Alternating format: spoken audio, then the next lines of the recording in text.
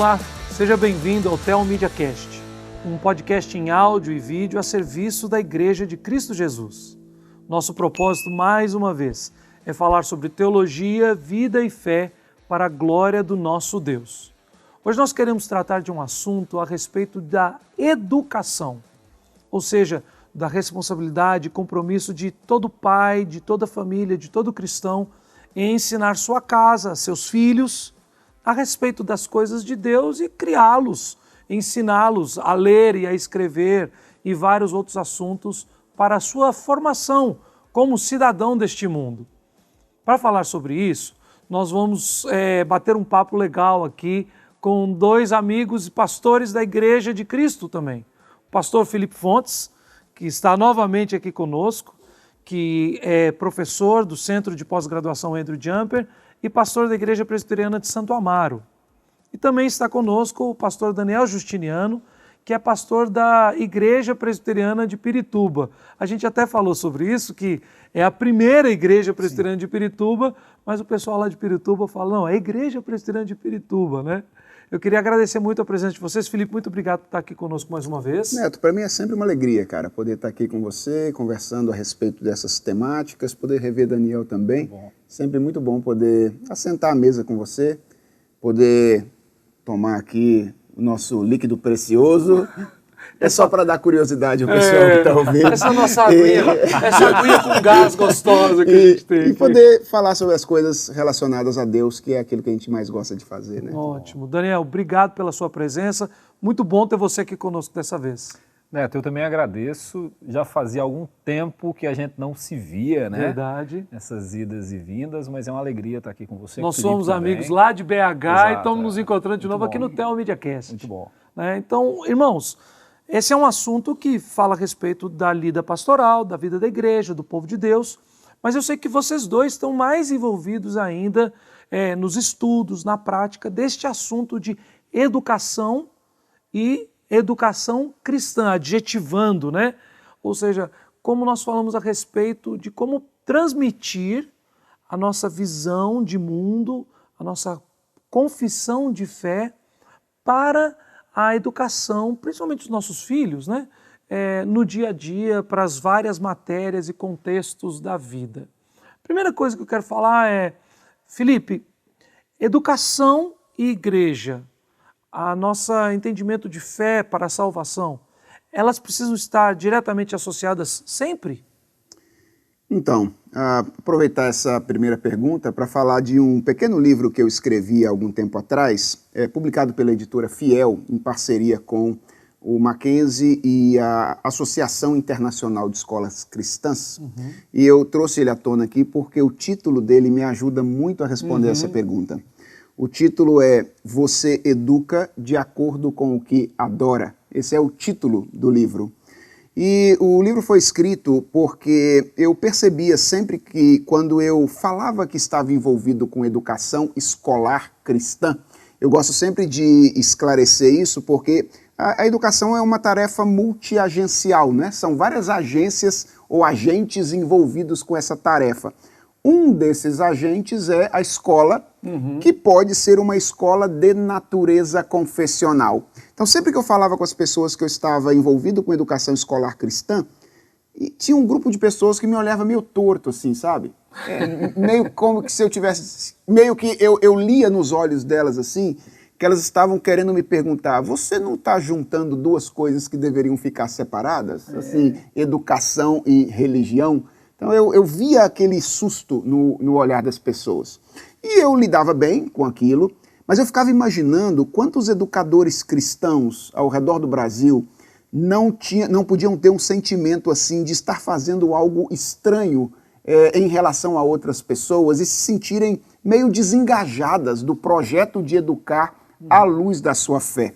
E eu então resolvi escrever esse livro para dizer basicamente o seguinte, então, eu não sou um extraterrestre, eu faço aquilo que todo mundo faz, que é educar a partir da sua visão de mundo, que por natureza é uma visão de mundo religiosa. Uma vez que nós fomos criados por Deus, a sua imagem e semelhança, nós estamos envolvidos num relacionamento positivo ou negativo com Ele.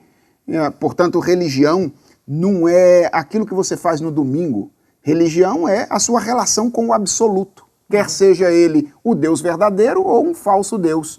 No final das contas, todo mundo faz isso, cara. Todo mundo educa de acordo com o que adora. A relação... Ou seja, todo mundo ensina e cria seus filhos dentro da sua visão religiosa. Sim, sem dúvida. Né? Sem dúvida. Até mesmo aquele que diz que é ateu, não tenho religião.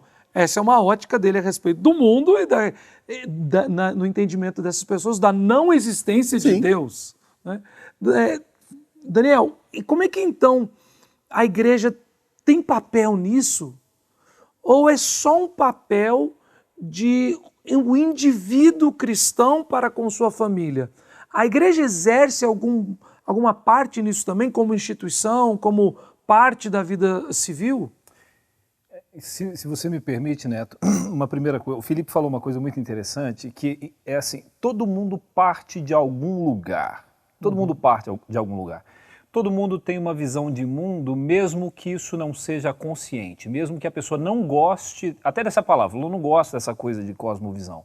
Então ela tem um sistema conceitual a partir do qual ela avalia tudo e constrói alguma coisa. Então, é claro, existem várias visões, mas você poderia tentar reduzi-las da seguinte maneira. Você tem alguém que o cara é empirista, então tem tudo a ver com aquilo que você aprende ou absorve pelos sentidos, a experiência, a ciência e por aí vai. Isso é critério de verdade, você vive o mundo assim. O outro vai negar esse tipo de coisa, não é a experiência, não é a ciência, tipo assim, é o raciocínio, são as leis da lógica para além da experiência, e se julga tudo a partir disso aí. E tem o que a gente chamaria de dogmático, né? Aquele que parte que parte de um conjunto de verdades consideradas absolutas e inquestionáveis, e no nosso caso, assim, um dogmatismo revelacional, né? Você entende que estas verdades que estão num livro foram trazidas à luz por um único Deus que existe. E a igreja se situa exatamente, pelo menos a igreja cristã, reformada, como a gente a compreende, ela se encaixa exatamente aí. Ela é uma igreja governada por Deus, por meio da sua palavra, e existe um ministério humano, porque Deus escolheu pessoas para trabalhar através delas, né? E só um parênteses aqui, que historicamente, porque eu normalmente faço esses parênteses para o pessoal que está ouvindo a gente. Quando você fala assim, a igreja cristã reformada, ou seja, todos aqueles que herdaram as suas doutrinas e ensinos a partir da ruptura que houve no movimento protestante, na reforma protestante, né? Com a igreja católica romana, que também se afirma cristã, mas é uma ruptura significativa, total ali entre esses dois ramos daquilo que está dentro da história da igreja cristã, né? E nesse sentido, você trouxe uma coisa interessante, que assim, há muitas diferenças, mas uma delas, por exemplo, em relação à posição da Bíblia, a autoridade da Bíblia, pelo menos a visão católica seria que essa autoridade da Bíblia é determinada pela Igreja Católica. É a Igreja que olha para o livro e diz se ele é ou não é inspirado. Então é como se a Igreja tivesse mais autoridade que o livro. Ela forma o cânon.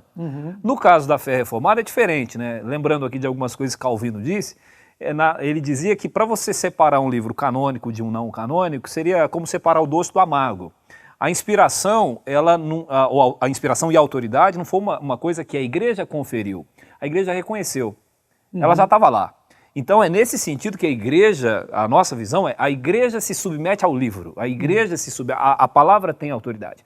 Então nesse sentido, tudo o que acontece na igreja, eu falei de um ministério aqui humano, e a Bíblia dá nome para isso, então você tem pastores e mestres, daí a ideia do ensino. A Bíblia fala inclusive desse pastor mestre, que é aquele que se afadiga no estudo da palavra e da oração. Então, tem presbíteros docentes também que têm que ter aptidão para o ensino, não é porque ele tem um outro trabalho, por assim dizer, né? Mas ele também tem que ter essa aptidão para o ensino. Você tem os diáconos na igreja que também, pelo menos pelo testemunho da palavra, não apenas cuidavam dos necessitados, mas também estavam envolvidos com a divulgação da palavra. Até porque o termo usado pelo apóstolo Paulo é da mesma forma, os diáconos da mesma forma, e eles são chamados a serem homens cheios do Espírito Santo, assim como os presbíteros, né? Então, tipo assim, eles estão, na verdade, a serviço, por mais que haja um serviço diferente, né, tarefas diferentes, mas eles estão no mesmo serviço da mesma igreja. Então, todo esse ministério humano, por assim dizer, pastores, presbíteros, diáconos, como também os próprios cristãos, porque eles também têm essa responsabilidade, seja no âmbito familiar, como também na família. Essa questão, essa reflexão sobre a igreja é muito interessante, porque é o seguinte: de fato, ela tem uma grande responsabilidade de deixar esse legado para as gerações. É uma coisa que eu tenho percebido, seja no âmbito familiar ou na igreja, que é assim, este ensino que eu recebi, que eu passo para o meu filho, com a esperança de que ele ensine também aos seus filhos, de maneira que o evangelho do Senhor Jesus Cristo ele possa marcar não apenas o presente, mas o futuro também. Então, eu penso que quando a igreja ensina o evangelho, seja pensando em termos de instituição, e o que acontece na igreja? Os cultos públicos, a escola bíblica dominical, as reuniões, estudos bíblicos, algumas igrejas dão nome diferente para isso, congressos e outras coisas, ou criando instituições, associações, escolas, porque às vezes a igreja cria, né? A igreja que eu pastoreio, ela tem uma associação, já existe há mais de 26 anos aqui em São Paulo, ela tem 2 creches, tem um trabalho que atua no contraturno escolar das crianças, né? Então, crianças e adolescentes, temos um SAICA, um abrigo também, atendemos crianças de 0 até quase 18 anos. Então, é um trabalho social, assistencial, também educacional, e a nossa associação, o nome diz muito, a Associação Beneficente Betsaida, ela tem essa confessionalidade no seu DNA. A nossa igreja colabora com a associação de várias formas. Uma delas é, nós mantemos uma capelã na instituição. Então, há 26 anos, a capelania da igreja ensina histórias bíblicas para crianças e adolescentes semanalmente. Nós temos cerca de 700 atendidos na Betsaida, fora a comunidade. Então, veja bem, seja no culto, na escola bíblica, no departamento infantil, outras reuniões, seja criando instituições, como nesse caso, uma associação beneficente, é dever da igreja proclamar, ensinar, não só para a transformação das pessoas, para a salvação delas no presente momento, mas uma preocupação com o futuro, para que o evangelho, ele, principalmente quando a gente pensa na igreja, né, nós somos produto disso, né? A fé que a gente tem é o legado daqueles que viveram antes de nós. E a igreja tem uma grande responsabilidade nesse sentido. A pergunta é, né, que evangelho a gente está legando, que a gente está deixando por meio do ensino que a gente dá hoje na igreja ou na família. Eu queria só dar um pitaco nesse negócio aí. Só um pitaco. Neto, se forem dois, a gente vai ter que rapidinho. ter uma conversa séria a respeito disso. É que a palavra igreja, ela é uma palavra complexa. Ela não é uma palavra simples. Então, quando você fez a pergunta para o Daniel, né, a igreja tem a ver com educação, e aí o Daniel acabou respondendo ali tocando em várias dimensões da vida eclesiástica e da vida da igreja. E eu gosto sempre, eu acho que é bom ser reformado por isso, cara, porque a teologia reformada, ela nos dá assim, ela tem uma preocupação com a clareza das palavras, etc., que nos ajuda muito na hora de enxergar as coisas. Então, por exemplo, a tradição reformada, ela distingue dimensões da vida da igreja. Então, às vezes, a nossa tradição fala da igreja como um organismo, como um corpo vivo. Às vezes ela fala da igreja como uma instituição, como uma organização. E a gente tem que sempre manter em mente essas duas dimensões da igreja. A igreja é tanto um organismo vivo, quanto uma organização. E é bom a gente lembrar disso, porque mostra a amplitude de o quanto a igreja está envolvida com a educação. Então, quando a gente fala de famílias educando filhos, nós não estamos falando de outra coisa senão o ministério da igreja. Só que é o ministério da igreja enquanto um organismo, enquanto um corpo vivo. Não é pessoas que amam a Cristo, que aprendem o evangelho e que estão lá ensinando seus filhos. E, aliás, é bom sempre lembrar que à luz da Escritura, a tarefa primordial de educação de pessoas é da família e não da igreja enquanto uma instituição. Mas como Daniel lembrou muito bem, a Bíblia no Novo Testamento tem toda uma linguagem, tem toda de certa forma, até uma hierarquia que tem a ver com a pedagogia. A palavra que eu estava procurando aqui não era tanta hierarquia, era uma dinâmica. Tem uma dinâmica pedagógica na igreja. E é muito interessante, por exemplo, como Paulo fala dessa dinâmica em Efésios 4. Paulo diz, olha, Deus chamou uns para apóstolos, outros para profetas, outros para evangelistas, outros para pastores e mestres. Ou seja, Deus deu a essas pessoas dons. E o que elas fazem? Elas treinam outras pessoas, que são pessoas que têm dons espirituais, todos têm, não é? A graça foi concedida a cada um de nós segundo a proporção do dom de Cristo. Paulo não está falando de salvação ali, porque salvação não é proporcional, né? Salvação é 100% sempre. Então, proporção ali é dons espirituais. E essas pessoas são treinadas pelas outras com o objetivo de que elas exerçam seu ministério em lugares específicos. Então, para a gente cair de volta, jogar para dentro do assunto de novo. Então, a gente falando conceitualmente... Tá querendo falar que a gente fugiu dele, pô? Não. Também achei isso aí. É que vocês são muito elocubrados para um ser limitado como eu. Né? Olha o drama aí, ó. Como dizia o Van Hooser, lá vem o drama. Então, mas não, brincadeiras à parte, até porque a gente, graças a Deus, a gente tem uma amizade muito boa e tem liberdade para isso. Mas onde eu quero chegar é, ok, entendi tudo que vocês falaram, mas eu queria saber de uma forma mais prática, então, como é possível, então, ligar religião à matemática, religião à geografia, religião à história do Brasil, ou seja, quando nós estamos falando sobre educação, nós estamos falando de uma forma bem ampla da formação de pessoas, formando as crianças em cidadãos do nosso país. Né? Então eu tenho 3 filhos e eu estou educando eles de várias formas. A educação básica começa com o meu filho pequeno, quando ele faz uma coisa, uma desobediência, e a gente fala assim, Felipe, não. E ele entende muito bem o que a gente está falando. Mas se ele tem esse nome, ele faz mais obediência do que desobediência.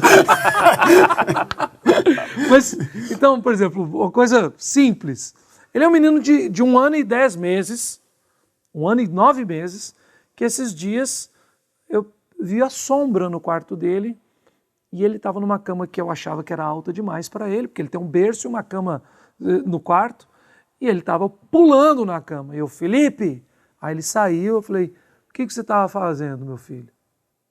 Ele não fala direito, mas ele falou, pulou, papai, pulou, papai. Eu falei assim, meu filho, você vai machucar. Tá bom, papai. Então a gente, óbvio, faz parte da formação da educação. Mas acho que é uma grande celeuma, e eu vivo essa celeuma no meio disso, porque eu e minha esposa nós decidimos ser uma família educadora.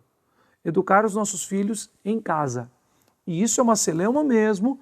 Dentro da igreja isso no Estado, leis, movimentos, isso já subiu ao Supremo Tribunal Federal e foi decidido que não há legislação sobre isso, então está assim em suspenso uma decisão a respeito disso.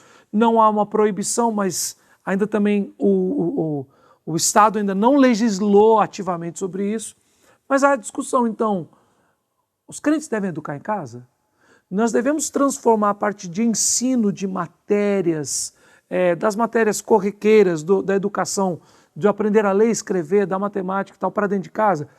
Os crentes podem educar na escola e é isso que eu quero desenvolver. Assim. Como é que a gente vê isso?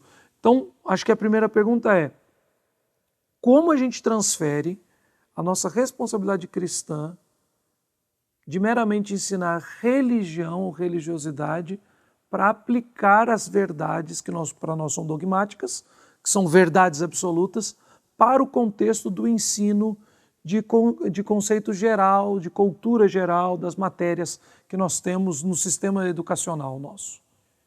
Daniel. Então, uma coisa, só antes de entrar nisso, me permita. Eu permito. A questão da igreja e da educação da igreja, eu preciso dizer isso. Veja bem, quando a gente fala de educação cristã, a gente pensa na igreja, eu particularmente tenho visto uma questão na igreja, que é, por exemplo, eu já ouvi muito a ideia de que a igreja precisa ser contemporânea, a igreja precisa falar sobre as questões atuais, ela precisa dialogar com a cultura, e aí essa educação, que é cristã, então, ela já sofreu alguma modificação aí, porque ela é uma educação cristã contemporânea, que tem essa grande responsabilidade de ser atual.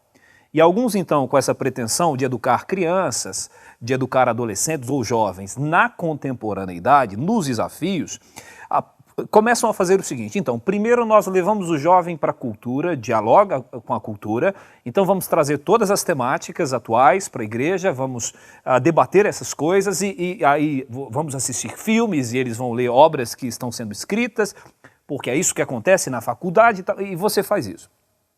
Então eu tenho percebido que isso às vezes faz a igreja se perder. Porque ela quer ser atual, contemporânea, usar as metodologias, falar a linguagem, responder às questões, mas falta fundamento, falta evangelho, falta boa teologia bíblica. Eles não foram treinados, ou se foram treinados, jogaram fora. E aí quando vão dialogar com a cultura os vence. Eles não têm argumentos, ou não suportam a pressão, entende? Alguns acabam então se perdendo. E eu já disse isso para alguns jovens, né, que eu pastoreio. Eu disse, olha, você está autorizado a dialogar com a cultura, mas primeiro você dialoga com a Bíblia. Primeiro você conversa com ela, primeiro você conversa com a história do pensamento cristão, primeiro você conversa com alguns autores fundamentais e depois você conversa com quem você quiser lá fora.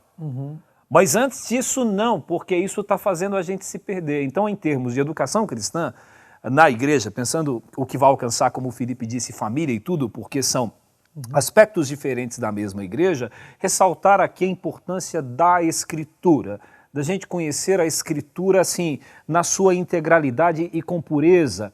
Eu tenho até visto alguma coisa que tem acontecido com alguns amigos, né? Porque a gente, como pastor, e a gente vai estudando, a gente vai lendo vários autores e tal, mas eu tenho visto alguns amigos fazendo o seguinte hoje, então eles têm deixado um pouquinho esses autores e isso de lado, e têm se voltado para a Escritura, numa leitura ainda mais detalhada nas línguas originais, de maneira que você percebe hoje uma galera voltando a estudar hebraico, voltando a estudar grego, sabe essa coisa de voltar às origens, à Escritura, porque entendendo que de tudo aquilo que você fala, a única coisa inerrante é o texto bíblico, a única coisa... E o que você está falando, Daniel, desse retorno que você está vendo alguns amigos fazendo, que a gente louva a Deus por isso, é simplesmente o papel que os pais da igreja fizeram, ainda na era pós-apostólica, e que depois foi, acho que uma das grandes ferramentas da reforma protestante, que eles foram imitar os pais da igreja, depois os puritanos fizeram isso demais. Ou seja, o que eles fizeram? Eles deixaram toda a contemporaneidade dos seus dias de lado, pararam, respiraram fundo e voltaram aos originais, voltaram ao texto bíblico, voltaram aos escritos de pessoas antigas para depois se fundamentar para ir adiante. Sim. Então, essa é uma questão, o destaque. Educação cristã, pensando em igreja, resgatar a preciosidade, a importância da Bíblia, da pregação expositiva, e não só da pregação expositiva, do ensino expositivo, das escolas bíblicas que trabalham como o texto, o padrão é a própria Escritura, sem negar a importância de revistas e outros materiais, mas você percebe que o foco tem que ser a Escritura, tem que ser o Evangelho. Na igreja que eu pastorei, eu estou fazendo a exposição do Evangelho segundo o que escreveu Lucas. E o objetivo é exatamente, olha, ele fez uma pesquisa, conversou com gente, leu obras da sua época, e a ideia de resgatar, então, a importância da pessoa e da obra de Jesus, de você entender todos os detalhes, assim, com mais profundidade. Entendendo que a saúde da igreja, das pessoas, tudo isso passa por isso aí. E até uma crítica também. Às vezes na igreja a gente erra na escolha daquilo que será ministrado, de maneira que você fala de tudo, mas não fala do Evangelho. Algumas questões aparecem aqui e ali, e aí você se pergunta mesmo, então, o que está acontecendo na igreja é educação cristã se o Cristo não aparece? Sabe? Ele quase não aparece. Uma ilustração, acho que boa disso, foi o que aconteceu recentemente comigo, é que uma pessoa, uma amiga muito querida, ela é professora de escola dominical, e ela pegou e falou assim, daquele material que vocês usam para exposição bíblica e tal, tem alguma coisa? E eu conduzi ela, ensinei para ela, mostrei o caminho de um material online gratuito que chama Bible Arc, que é um material que foi criado pelo pessoal da equipe lá do John Piper, nos Estados Unidos, que tem isso tudo em português, que simplesmente é um instrumento gratuito para te ajudar a fazer a análise sintática do texto bíblico. Você pode fazer em português, pode fazer em inglês, pode fazer em grego, pode fazer em hebraico. Os recursos estão todos lá e você pode até fazer os cursos com eles para aprender a fazer isso. Ela é uma pessoa muito habilidosa e transformou esse material para a classe de escola dominical para crianças de 12 a 14 anos, na igreja dela. Ou seja, ensinando a ler a Bíblia. E pais vieram para ela e falaram assim, não, mas você está ensinando para meus filhos português. Isso não é evangelho, isso não é Bíblia. A escola dominical não é para isso. Então, quando você está falando sobre vamos voltar para a Bíblia, aí eu jogo de volta para o Felipe, né? Tipo assim, ok, Felipe, óbvio que eu tenho certeza que a gente concorda 100% com o que o Daniel está falando aqui. Mas como que a gente usa isso para a língua portuguesa? Ou como português, matemática, filosofia, geografia, história, eles adornam e são ferramentas nessa comunicação das verdades das Escrituras? Bem, você espera que eu responda isso em 5 minutos? 3,5. 3,5? Se tiver café, aí é diferente, né? Pão de queijo, então, aí pensamento acelera. Junta mineiro para falar, o cara quer café e pão de queijo. Eu fiquei até tremi agora. Cara, isso que Daniel disse e chamou atenção para essa questão do papel da Escritura, isso deveria ser tão óbvio para nós, né? Embora não seja, ele tem toda a razão em chamar atenção para isso.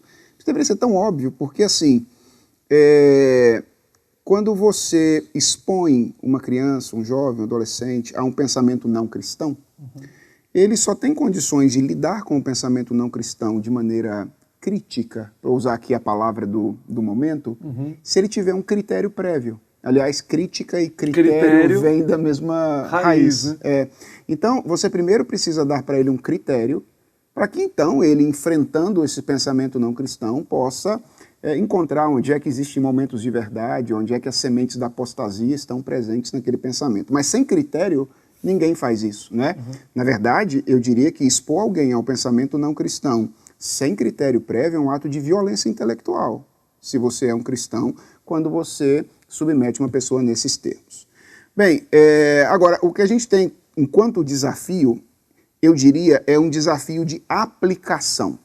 Ou seja, aquilo que Daniel disse e que você está, a questão para a qual você está chamando a nossa atenção, elas não são conflitantes. Porque a gente está pensando na aplicação do Evangelho, daquilo que a gente aprende na Escritura, à nossa visão da realidade, não é? Porque no mundo a gente se relaciona com várias dimensões criadas por Deus. A gente tem a dimensão da linguagem, a gente tem a dimensão numérica, a gente tem a dimensão histórica, geográfica. Veja, as disciplinas escolares, elas só são estudos dessas dimensões que nós lidamos com elas na realidade. E a Bíblia nos foi dada para que nós pudéssemos compreender de maneira adequada esta realidade. Lembra, a nossa tradição diz que Deus se revela de duas formas diferentes. Ele se revela através do mundo criado, aquilo que a gente chama de revelação geral, e ele se revela através da Escritura. E a Escritura nos é dada, essa é a linguagem da nossa tradição, como os óculos por meio dos quais a gente enxerga a revelação geral. Então, a gente enxerga melhor o que o mundo é, o que a realidade é, a partir do momento em que nós vestimos os óculos da Escritura. Então, por isso que a Escritura é fundamental para a educação cristã, porque ela nos ajuda, nos habilita a interpretar a realidade de um modo adequado. Agora, como é que eu, falando praticamente, lido com isso, né? Então, suponhamos que tem um pai que esteja nos ouvindo, um professor que esteja nos ouvindo. Bem, eu não consigo resolver isso em 1 minuto, ok? Não consigo resolver isso em 1 minuto. Eu falei, te dou 3. Esse é um desafio de uma vida. Sim. Esse é o desafio de uma vida. Mas eu acho que, em primeiro lugar, você precisa estar consciente de que isso é verdade. Se você não tiver, assim, se você dicotomizar a vida e dizer assim, olha, tem uma parte da minha vida que Deus tem a ver com ela. Tem uma outra parte da minha vida que é assim, eu tomo conta sozinho, não tem muito a ver com Deus, sabe? Você nunca vai conseguir perceber que a vida é integral. Então, você primeiro precisa partir desse pressuposto. O que a Bíblia diz sobre Deus? Diz que Ele é o Criador de toda a realidade. Diz que tudo que existe na realidade proclama a glória dEle. Então, como ponto de partida, você pode até dizer assim, olha, eu não tenho a mínima ideia de como isso se relaciona com Deus ou como Deus está relacionado com isso. Mas que tá. Por quê? Porque a Bíblia diz que tá. Deus é o Criador, nada existe sem Ele. Em Cristo estão escondidos todos os tesouros da sabedoria e do conhecimento, diz o apóstolo Paulo, escreve nos Colossenses. Então, E aos Romanos ele diz, porque dele, por ele isso, e para ele são todas as coisas. Então, veja, você tem que partir desse pressuposto, ok? Eu posso não saber como é, mas que está, está. Partindo desse pressuposto, você tem um desafio de crescimento e desenvolvimento pessoal para tentar ajudar os seus filhos ou as pessoas com quem você está envolvida, porque a educação se dá nas conversas que temos uns com os outros, etc., né? A perceber isso de maneira palpável. E isso tem a ver, cara, com treino teórico e treino prático e desenvolvimento cotidiano. Então deixa eu contar um episódio para ilustrar isso, por exemplo, como é que isso acontece e você precisa perceber isso, pescar isso. Um dia eu estava dirigindo aqui em São Paulo e paramos em um farol com minha esposa e meus filhos atrás. E Daniel, que é o meu filho mais novo, na altura dos seus 5 anos de idade, houve um alarme de um prédio. A hora que a gente parou no farol, o alarme estava soando. Ele toca no meu ombro e diz assim: papai, lá em casa não tem um desse, né?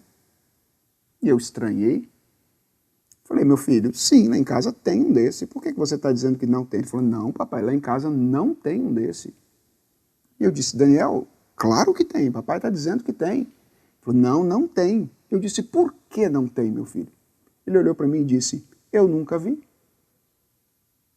Veja, o que meu filho estava me dizendo naquele momento, eu podia esquecer aquilo, embora, nunca mais voltar naquele assunto. Mas o que ele estava me dizendo era algo que Daniel tocou aqui um pouquinho antes. Ele estava dizendo assim: eu sou um empirista. Eu uso como critério de verdade para avaliar as coisas a minha experiência. Se eu não vi, não tem. Não tem, não existe. Na mesma hora, eu pesquei aquilo e falei para a mãe dele: nós precisamos ajudar a Daniel a abandonar o empirismo dele. Precisamos. Ele precisa, porque se ele continuar um empirista, ele não vai crer que Deus existe. Porque ele não vai ter essa experiência sensorial com Deus. Nós cremos que Deus existe pelo testemunho da revelação. Então, o Daniel precisa entender que aquilo que Deus diz é mais verdadeiro do que o que ele sente.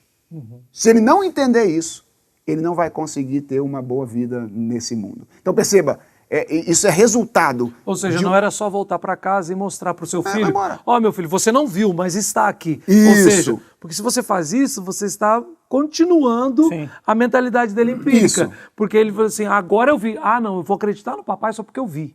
Isso, é isso aí. Então, como é que um professor faz isso em sala de aula, por exemplo? Imagina lá que você está ensinando matemática para uma criança de, sei lá, 7 anos. E aí, de repente, você ensina que 1 mais 1 é igual a 2. E, de repente, uma criança pergunta: por que 1 mais 1 é igual a 2? Veja, você tem 2 respostas possíveis. Agora já não é mais matemática a sua aula, ok? Agora já é filosofia da matemática. Você não está discutindo mais matemática. Até porque matemática em si é filosofia.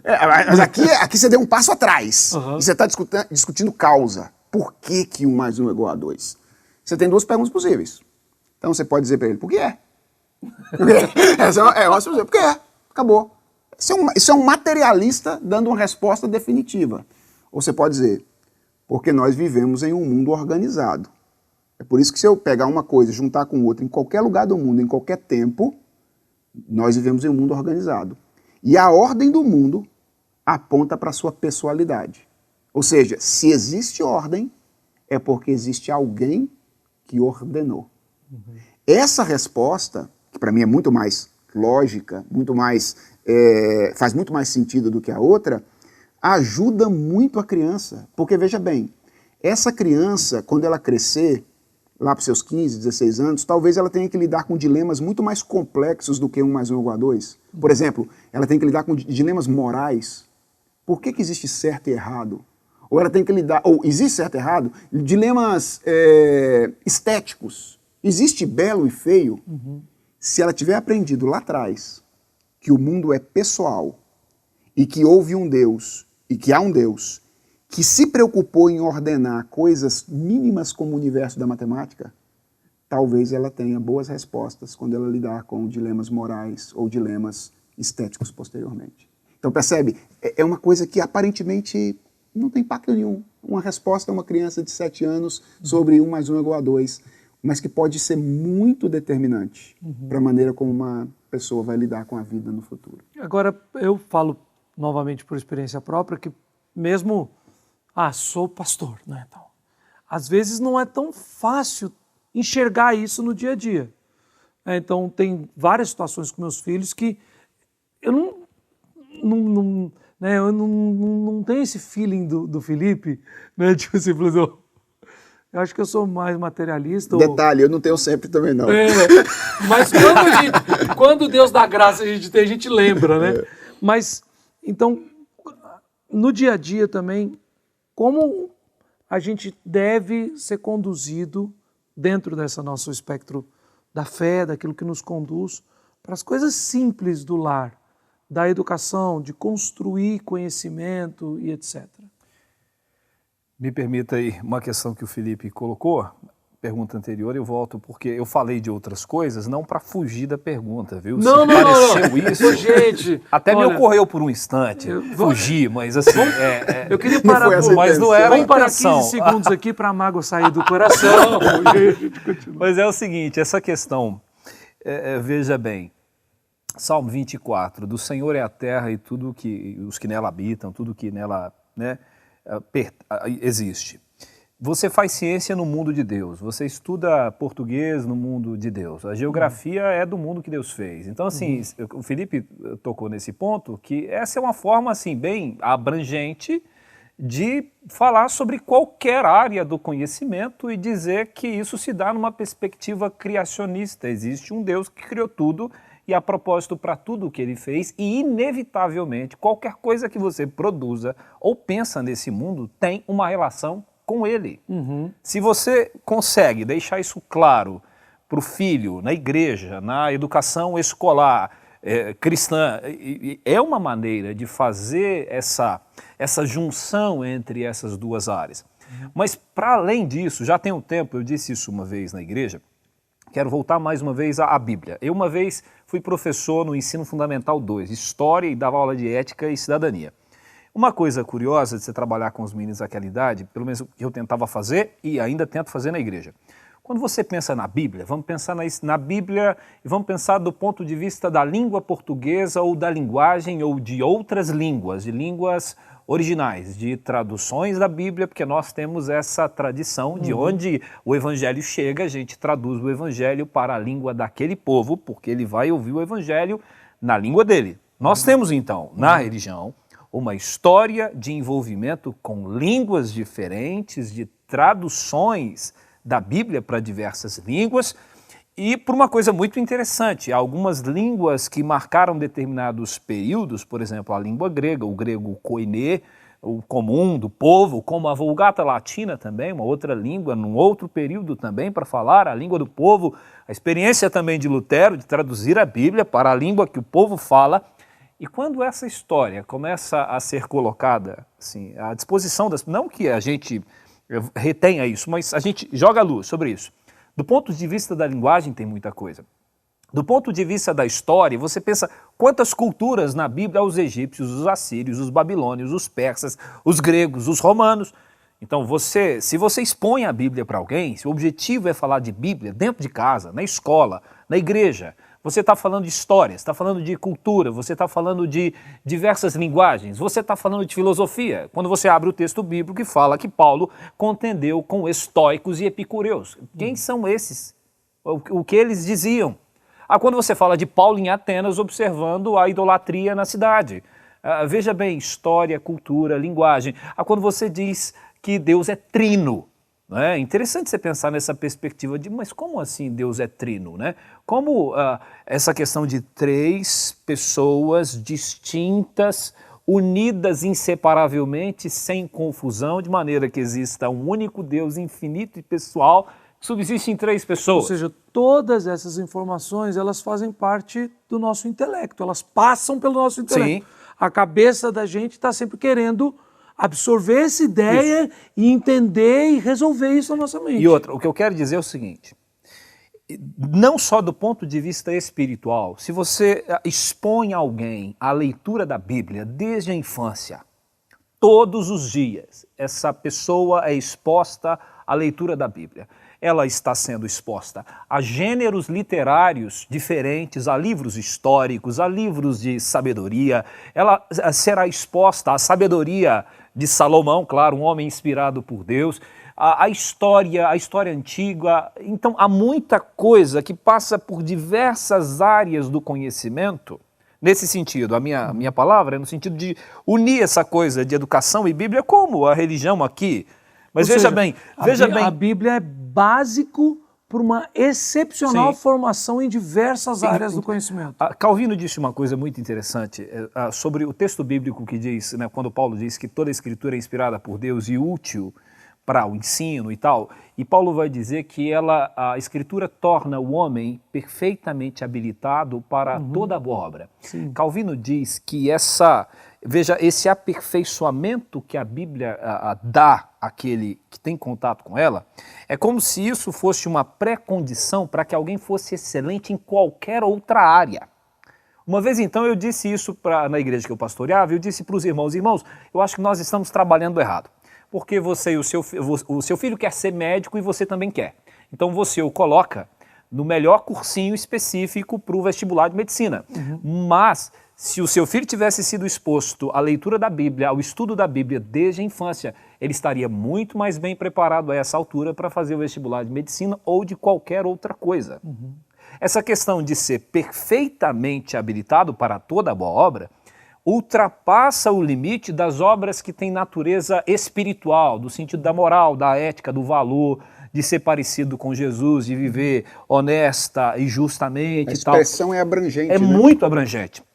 Então, nesse sentido, veja bem que coisa, se você pensa assim, então, se eu como pai, né, na minha família, na minha igreja e numa escola, eu encontro uma maneira de colocar as pessoas em contato com a Escritura e com toda a riqueza que ela possui, de uma maneira multifacetada, como eu disse, história, enfim, linguagem e outras coisas, o impacto disso na formação do indivíduo é muito grande. Eu estou habilitando essa pessoa de uma maneira muito singular, para que ela tenha muita capacidade para qualquer outra coisa. E muita coisa poderia ser dita. Além disso, por exemplo, a ciência moderna nasce dentro da igreja, por assim dizer, no universo religioso. As pessoas não faziam ciência querendo provar a inexistência de Deus. A ideia é, eu preciso compreender o mundo que Deus fez e as leis fixas que ele estabeleceu. Deus criou leis, então o universo funciona segundo leis estabelecidas por Deus. Mas vamos conhecer quais são essas leis de Deus. Então muita coisa pode ser dita nesse sentido de que não existe uma incompatibilidade, pelo contrário, na minha opinião, é uma relação de pré-requisito. Sabe, um bom conhecimento bíblico, uma experiência com Deus, é pré-requisito para outras experiências possivelmente bem-sucedidas em outras áreas. Nisso que Daniel está falando aqui, né, eu acho que ele está trabalhando com um movimento, que é um movimento de como a escritura pode funcionar como base e objeto para a própria educação e deve funcionar dentro do lar. Aliás, do lar e em outras instituições, mas eu estou chamando a atenção para o lar por causa dessa primazia da instituição familiar na tarefa pedagógica, né? E o ponto que eu queria destacar é o seguinte, é que, de fato, eu acho que Daniel tem razão, é isso mesmo, o estudo da Escritura, e lembra, nós presbiterianos entendemos que existem pelo menos 3 diferentes tipos de culto que devem ser parte da vida de todo mundo, né? O culto individual, o culto doméstico ou familiar e o culto público. Então, isso, na verdade, não é só uma questão presbiteriana, né? No meio evangélico, principalmente nas igrejas históricas mais antigas, mas que abrange várias outras igrejas de outras denominações, há um entendimento do culto da igreja, da reunião solene com toda a igreja, dos cultos nos lares e também da minha responsabilidade de Sim. ler a Bíblia e orar. Eu acho que isso transcende, de fato, a não é tradição uma questão presbiteriana. Transcende. Eu só chamei atenção porque nós três, como pastores presbiterianos, os nossos princípios de liturgia, eles prescrevem esses 3 tipos de culto, né? E os 2 primeiros estão meio fora de moda. O terceiro ainda está na moda, mas os outros 2, que são o culto familiar e o culto individual, parece não estar sendo muito levado a sério. Mas o meu ponto era dizer o seguinte, é que Daniel chama atenção para um movimento, que é o movimento de pais, pastores, escolas, olhando a Escritura como um objeto de estudo, se eu estou usando o objeto aqui de maneira muito cuidadosa, Sim, claro. e como a Escritura pode ser uma porta ou uma janela para nos chamar atenção para uma variedade de experimentos que a gente tem, experiências da realidade. Agora, eu quero apontar o movimento contrário, porque o movimento contrário às vezes acontece no dia a dia e a gente não percebe. Então, por exemplo, quando uma criança, o seu filho, ele aponta o dedo para uma borboleta e pergunta o que é aquilo, ok? É isso que acontece frequentemente no dia a dia. Ele está dando uma enorme oportunidade para você conduzi-lo à Escritura, conduzi-lo à narrativa cristã. E aí você diz assim, mas a gente não percebe isso, né? Por que a gente não percebe isso muitas vezes? E aí eu diria, acho que tem muito de questão de motivação. É que nem sempre a gente quer ser o educador que Deus deseja que a gente queira ser. Às vezes a gente quer chegar em casa e descansar. Só que aí o nosso filho vai lá e faz essa pergunta. O que é aquilo? E entenda, quando ele faz essa pergunta, ele não quer uma descrição taxonômica científica. Ok? Não é isso que o seu filho está querendo. Ele está espantado com a realidade. E ele está perguntando, de onde vem isso? Então, ele não é um menino que está querendo saber qual é o nome técnico de ciência que deram para aquele bichinho que está ali. Não. E às vezes a gente responde assim, rapidamente. É só uma borboleta. Isso é uma borboleta. Não, não foi isso que ele perguntou. Ele é uma criança espantada com o cosmos, com a beleza da realidade. Ele está querendo saber, papai, me ajuda a entender o que é isso que está rolando aqui. Mas isso que você está falando, Felipe, é interessante, porque isso nos ajuda também a responder uma pergunta que eu fiz para o Daniel inicial. Qual o papel da igreja nisso tudo? Então, às vezes, a gente não quer. Então, é importante que pastores, líderes, mulheres mais experientes ensinando as mais jovens, digam, meus filhos, usem a palavra para orientar seus filhos. Ou vocês têm a informação técnica, mas estão cansados, desmotivados. Busquem o Senhor no seu culto individual, na sua leitura da palavra, o poder do Espírito de Deus, a unção de Cristo sobre vocês, porque essa tarefa é muito séria. E uma das coisas que a gente está numa fase próxima, né, os nossos filhos têm um pouquinho, mas a geração é a mesma das nossas crianças, é que a gente escuta dos mais velhos muito, aproveita que passa rápido. Aproveita que passa rápido. Ou seja, é uma tarefa importantíssima, ela é o fundamento para a construção do restante do caráter, do moldar desses filhos de Deus para o futuro. E nós temos uma tarefa que parece, em alguns momentos, intensa, cansativa, mas que passa como um sopro, afinal de contas, sim, a vida como um todo passa como um sopro. Então esse desafio que você está falando, Felipe, de ter atenção a isso, de coisas que parecem assim corriqueiras, que passam desapercebidos, como o seu filho com o alarme do prédio, ou a fascinação de uma criança com uma borboleta, ou com várias outras coisas, elas são vitais que nós nos treinemos, nos desafiemos, e nós três aqui como pastores, ensinemos a igreja, desafiemos os nossos irmãos em Cristo que estão nas comunidades locais conosco, a fazerem isso.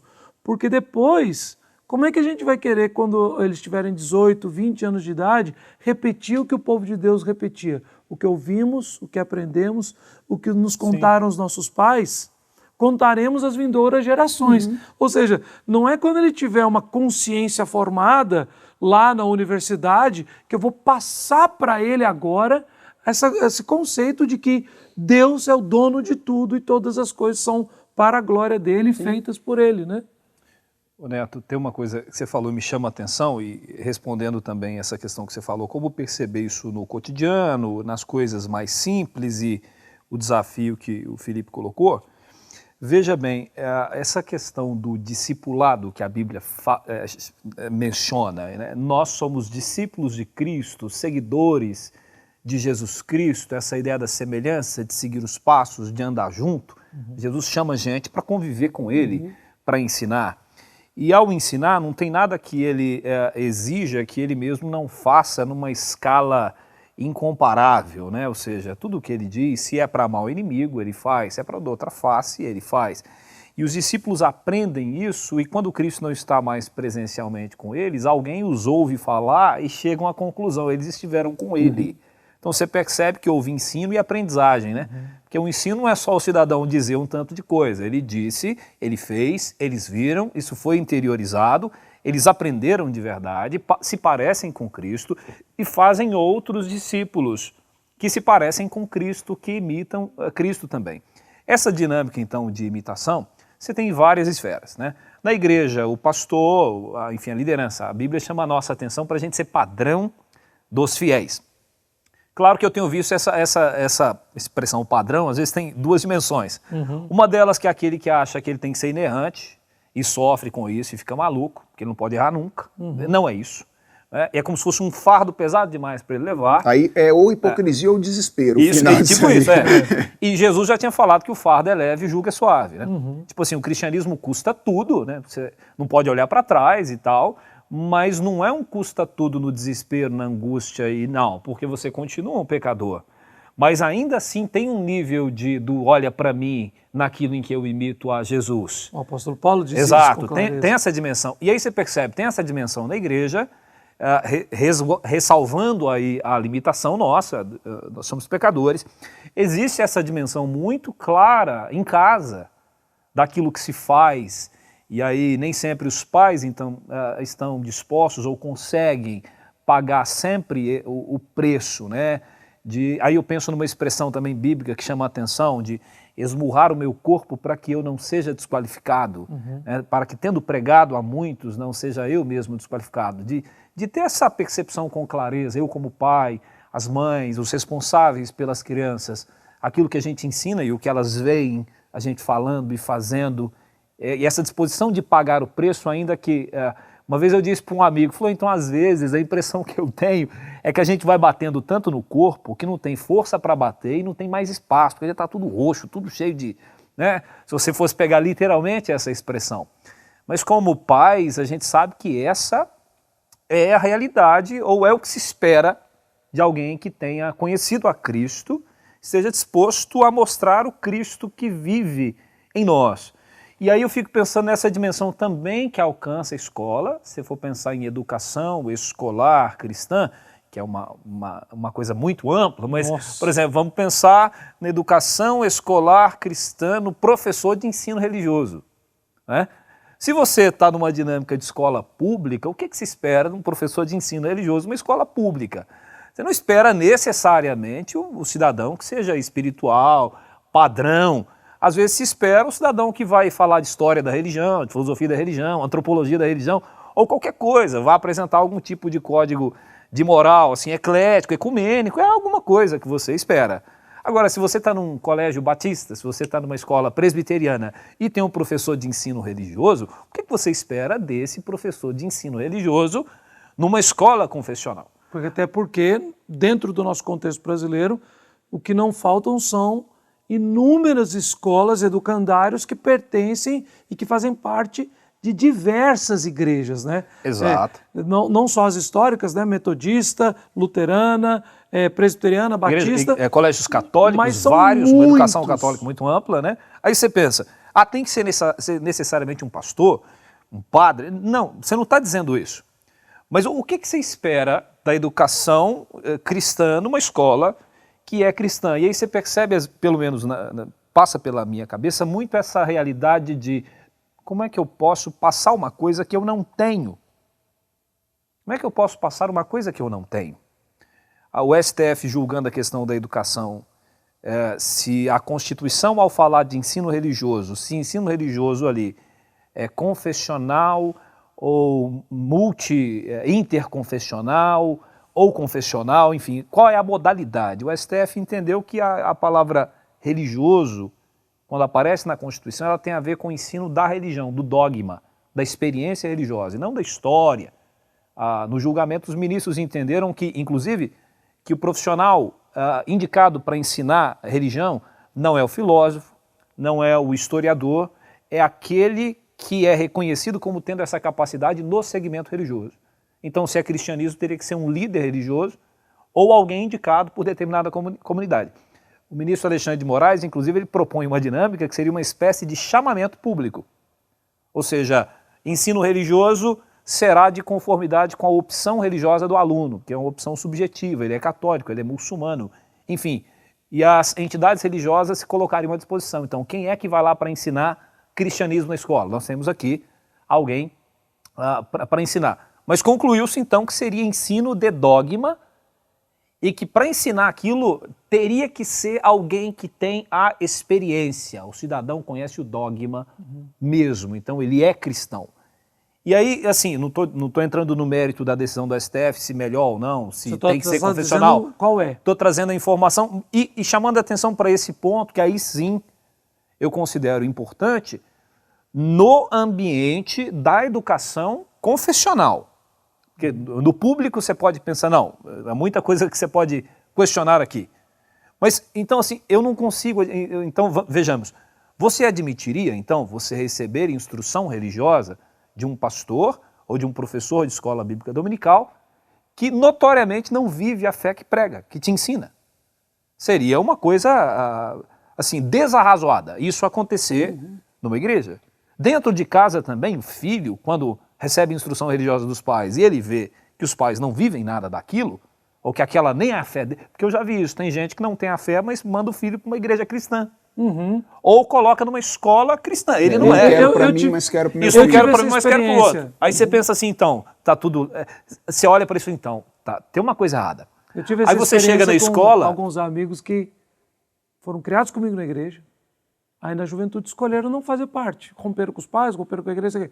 Aí quando casaram e tiveram filhos, não, mas eu tive uma criação cristã, eu levo meus filhos para a igreja agora. Tipo assim, eles não são cristãos, eles acham que são. Sim. Né? Aí, nesse sentido, uma pergunta muito simples, não vai resolver, não é coisa de um minuto, mas se você fosse diretor de uma escola cristã e você estivesse procurando um professor para essa área de humanidades, o que você procuraria? Uma escola confessional. Você está atrás do quê? Você entende? Chega alguém com uma formação ampla, conseguiu essa formação em âmbito nacional, internacional, está um currículo invejável. É isso. É isso. Ou a gente consegue estabelecer assim, falou, olha, não é que necessariamente para todas as cadeiras eu tenha que ter uma pessoa cristã para todas as cadeiras, no sentido de que eu não admito que eu tenha aqui, sei lá, um professor de direito constitucional que não seja cristão. Eu não estou defendendo isso. Muito embora eu entenda que no âmbito de uma universidade, de uma escola, de uma instituição confessional, exista um limite que todo professor deva respeitar, considerando que ele está numa instituição confessional. Ele está ali. Por mais que ele não seja daquela confissão, ele, enquanto professor daquela instituição, ele não pode falar contra. No mínimo isso, no mínimo. Agora, para além disso, veja, então, isso pensando nas cadeiras de uma maneira geral. Agora, para algumas, aí na minha cabeça já não faz sentido. Se você tem uma escola batista, luterana, católica e é ensino religioso ou ética e cidadania, aí para essa cadeira eu entendo que ela tem uma exigência mais especial, porque essa cadeira está ligada ao núcleo, assim, é como se fosse um embasamento daquela instituição, porque ela tem compromisso, a definição de escola confessional seria isso, é aquela que tem compromisso com uma, com uma crença, com uma convicção religiosa. Eu tive uma professora no meu primeiro ano de segundo grau, e ela era professamente cristã, e era uma escola confessional. E essa professora veio dizer, olha, eu vou ensinar aqui filosofia, mas eu quero falar sobre a Bíblia primeiro. E a Bíblia é um conceito uma compilação de ideias humanas. E para a primeira coisa que nós precisamos entender, veja, isso já é um tema hoje polêmico. Imagina isso lá nos Cafundel do Judas, quando eu fiz o primeiro ano do segundo grau. Então, ela virou e falou assim, e eu queria que vocês entendessem que a Bíblia foi compilada por homens, é uma visão machista, que não sei o que era. Ela falando sobre a Bíblia ser um texto machista, opressor, imposto por homens, por uma sociedade masculinizada, isso em 1995. Era uma mulher, assim, dentro de uma escola confessional. bem à frente do tempo, né? Mas tipo assim, olha que loucura, olha que loucura. Então, o que você está falando é exatamente, acho que uma coisa que deveria ser um consenso para grande parte da Igreja de Cristo é, uma pessoa que vai ensinar numa escola cristã, ela precisa não só ter um bom currículo técnico, mas ela precisa entender, crer e viver aquilo. Sim. Ou seja, ela passar aquela vivência para os alunos. Isso tem uma relação também muito forte quando famílias decidem que os filhos não vão para uma escola e vão educá-los em casa. Basta meramente tirá-los da escola e trazê-los para casa? É suficientemente isso? Pelo que você está falando, e eu concordo com você, claro que não é suficiente. E eu lembro de uma pessoa muito querida nossa, uma amiga nossa lá em Belo Horizonte, e ela contando, tipo assim, todo dia, ela tem 4 filhos hoje, na época acho que ela tinha 2, estava grávida do 3º. Ela falou assim, então ela entendeu diante de Deus que ela precisava às 5 horas da manhã estar de joelho no chão, porque ela não ia ter qualquer outra oportunidade no agito da casa para poder ler a Bíblia e orar. E isso ela fazia, né? E um dia ela estava lá, acho que era antes das 6 horas da manhã, ajoelhada do lado da cama dela orando. E ela falou assim que uma coisa que quebrou o coração dela foi que ela não percebeu, o menino mais velho dela acordou, foi procurar a mãe no quarto e viu que a mãe estava orando. E aí ele tinha aprendido já em várias outras situações, filhinho, quietinho, que nós estamos orando, respeito, nós estamos falando com Deus. Quando ela abriu o olho, o menininho dela estava ajoelhado lá dela na cama assim, orando também. Ou seja, não é, ela está educando os filhos em casa, à luz das Escrituras, mas aquelas crianças estão percebendo nitidamente que naquela casa o pai e a mãe têm vida de oração. Eles estão me ensinando a orar, mas é porque eles oram, sabe? Eles estão falando da importância do culto porque eles cultuam a Deus. Essa caminhada transcende o espaço físico, se eles vão ser educados em casa ou se numa escola confessional. Mas se vai ser uma escola confessional, espera-se que os professores vivam a fé que professam. Voltemos à nossa autoridade, né? Já que o Daniel gosta da Bíblia, eu também gosto da Bíblia, você também gosta da Bíblia. Amém, ainda bem. Então, voltemos à nossa autoridade maior. O texto clássico de educação cristã no Antigo Testamento é Deuteronômio 6. Né? Todo mundo cita aquele texto lá. Deuteronômio 6 tem um negócio que eu acho fascinante, né? Quando a gente lida com o texto, a gente sempre enfatiza os imperativos finais, né? Eu não sei porque a gente adora enfatizar o que a gente faz, né? Então a gente sempre enfatiza lá o tu as inculcarás a teus filhos, delas falarás assentado. Então, em geral, quando alguém prega aquele texto ou ensina aquele texto, sempre chama a atenção da responsabilidade dos pais em relação à educação a partir desses imperativos finais. E nem sempre as pessoas percebem que existem 2 imperativos anteriores, que são fundamento para que esse seja cumprido. Eles não estão lá por acaso, eles estão lá fundamentando o cumprimento desse. Então, para que esse seja executado, esses 2 têm que ser executados antes. E quais são os outros 2? O primeiro é, estas palavras que hoje te ordeno estarão no teu coração. Ou seja, antes de tu as inculcarás a teus filhos, tem essas palavras que hoje te ordeno estarão no teu coração. E esse não é o mais fundamental. O mais fundamental é, ouve Israel, o Senhor teu Deus é o único Senhor. Amarás, pois, o Senhor teu Deus de todo o teu coração, de toda a tua alma e de toda a tua força. Ou seja, Deuteronômio 6 estabelece uma relação entre a nossa prática pedagógica, a nossa identidade e a nossa adoração. A nossa adoração molda a nossa identidade. Quem adoramos molda quem somos. E quem somos molda o que fazemos em termos de educação. Amém. Amém. Gente, dava para ir mais, mas nós chegamos ao final. Mas eu agradeço muito. Obrigado demais, Daniel. Que bom ter você aqui com a gente. E você está aqui pertinho. Muito bom, obrigado, cara. A gente vai sempre se encontrar mais vezes aqui, se Deus assim nos permitir. Amém. Como diria o meu querido tio Elias, Tiago 4,15, né? O Senhor que vai permitir concluir os nossos planos. Felipe, mais uma vez, obrigado por estar aqui, é sempre muito bom E eu sempre saio daqui extremamente edificado. Eu acredito que as pessoas que o Senhor conduzia a ouvir e assistir esse programa também serão muito abençoadas nesse sentido mais prático da palavra de Deus. Muito bom aprender com vocês, viu? Valeu demais. Eu quero agradecer a você que esteve conosco durante todo esse programa. Você que está nos ouvindo e quer, de repente, assistir na íntegra em vídeo, esse programa está disponibilizado no nosso aplicativo, o Teomídia. Lá você pode assistir todos os programas do Teomídia Cast, a primeira, a segunda temporada, e em vídeo, e o programa na sua íntegra, mas além disso, outros programas, outros conteúdos como filmes, desenhos, palestras, pregações. Acesse então o nosso site teomídia.org, baixe o aplicativo e comece a usar também dentro da sua casa, com o pessoal da sua igreja, em vários contextos. Nosso programa vai semanalmente nas principais plataformas de streaming. Então, se você ouviu esse programa, continue toda semana, toda segunda-feira, um novo programa, sempre falando sobre teologia, vida e fé, para a glória do nosso Deus. Muito obrigado por sua presença, que Deus te abençoe.